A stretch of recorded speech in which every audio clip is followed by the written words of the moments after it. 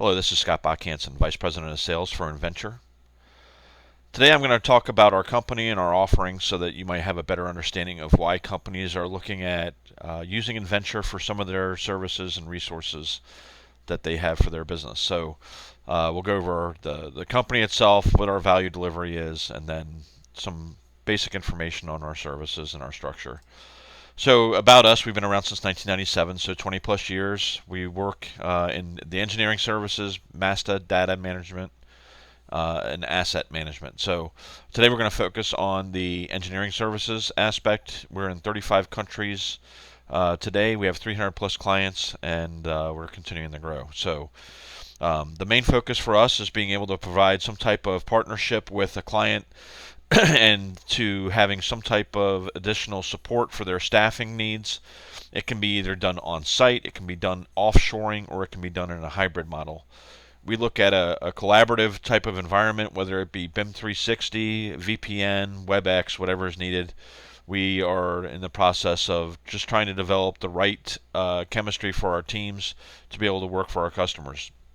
Besides the on-site offshoring and hybrid model, we can also provide a dedicated team, a high-value center directly located in our offices in India, where the employees that would work within that structure would only be your employees. They would only work on your projects. They would have a dedicated center that would not allow them to work on any other areas. And it would be a secure area with biometric security, and none of the information files or people would leave to go into other areas. So it's an important piece of it, and one of the key things to this is just having an access to a much deeper pool of engineers that are graduating college in India versus here in the U.S. Really is where the business is heading. And it helps some of the small to medium-sized businesses go ahead and compete with those that are already developing those high-value centers. Some of the larger companies that already have this in place. So, as I said earlier, in regards to engineering graduates alone, it doesn't matter whether it's in the building industry or whether it's in mechanical, electrical, plumbing. It doesn't matter if it's aeronautics. It doesn't matter if it's computer engineering or computer sciences. So the key thing here is just to understand the lay of the land. So in the U.S. alone, there was 250,000 engineering graduates in 2015. This is based on a study done by Cora. At the same time in India, there was 1.5 million. So a big difference in the number of engineering students across all the different types of disciplines in engineering that you might have. In mechanical alone, there was 250,000 mechanical engineers. And in the U.S. there was only 25,000, so it's 10 times the amount of engineers in the mechanical world in India versus the U.S. In the electrical side, there was 171,000 electrical engineers versus 11,000, and then the plumbing and fire protection is also a skewed difference. So it gives you an idea that there's a lot more opportunities to bring in talent overseas at a lower cost. And so how do you do that? How do you do that as a company? Well, one of the things that we have in place is we have a quality management system in place. It allows us to get the gold standard for certifications. The ISO 9001 is really the gold standard for international development of processes. So our engineering, management, and support processes are in place. It also means that our employees are treated at a high level, that they earn a fair wage, and that we take care of our employees. The ISO 27001, which is also IEC, is the Information Security Management System certification. It just means that the information is not going to be leaked or sent to other areas. We keep all the different encryption capabilities in place so that information security stays with the client. Some of the benefits that as a result of that is just the continuous improvement, risk reduction, on-time delivery, making sure that we have really overall customer satisfaction in place. So, as I said earlier, a lot of companies already have their own in place. The reason why you don't want to do this on your own and try to create what they have created on their own is just it's a different landscape in India as far as the political climate, as far as the engineering climate. to get everything off the ground, there's a lot of different capabilities in real estate and political risk that you would have to be concerned with. So the capital investment to build that infrastructure and making sure you hire the right people, and you probably have to send some people over from the U.S.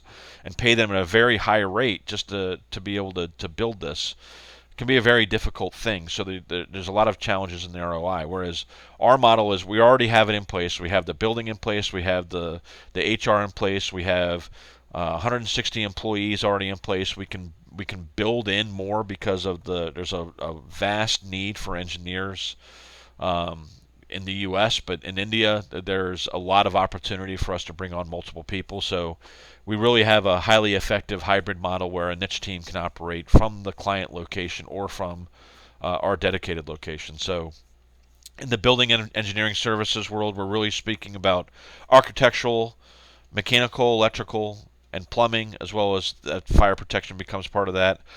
And then in our structural design, we can help with the design and drafting for this as well. Another piece is virtual reality. So if you need to do any 3D renderings or walkthroughs, we can help with the building of those. We don't really focus on civil because there's a lot of need to have surveying and moving the dirt around yourself. And so obviously that's not a niche for us. But we can provide BIM services to any of the industries that are in building engineering services. So anything CAD to BIM, if you need any conversion type work, or 3D, 4D, 5D, and 6D, if it just depends on the different level of detail that you require. But we can definitely help you in those regards.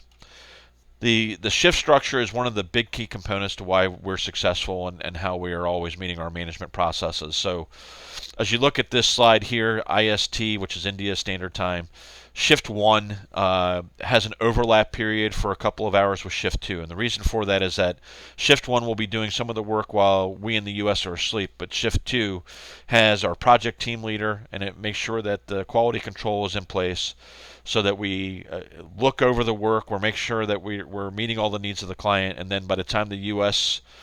Gets into place from 8 o'clock to 1 o'clock Eastern Standard Time, we can overlap with your team to be able to do some of the things that you need us to do, including the opportunity to have the project lead work with your team, whether it be through WebEx or BIM 360, which we have in place right now. So also the Central Mountain and Pacific Standard Time, there's overlap as well. If you did have somebody that you needed to have on the call at like 3 o'clock in the afternoon, we can certainly provide those opportunities for you as well, as long as we have enough information. So our technology overview gives you just kind of a deep landscape, all the different types of softwares that we can work in, and the codes that we're used to going with. Obviously the big ones being ASHRA and NEC, for a lot of the building stuff in the United States. So keep that in mind, that we are very familiar with all the codes. We work with them on a regular basis. The team structure, just kind of give you an idea. For our teaming, Girish Shetty is my counterpart in India. He's the VP of Engineering, just making sure he's overseeing all the operations side to make sure that we're meeting the needs of our clients. So with me in the U.S. and him over there, we have a really good teaming concept.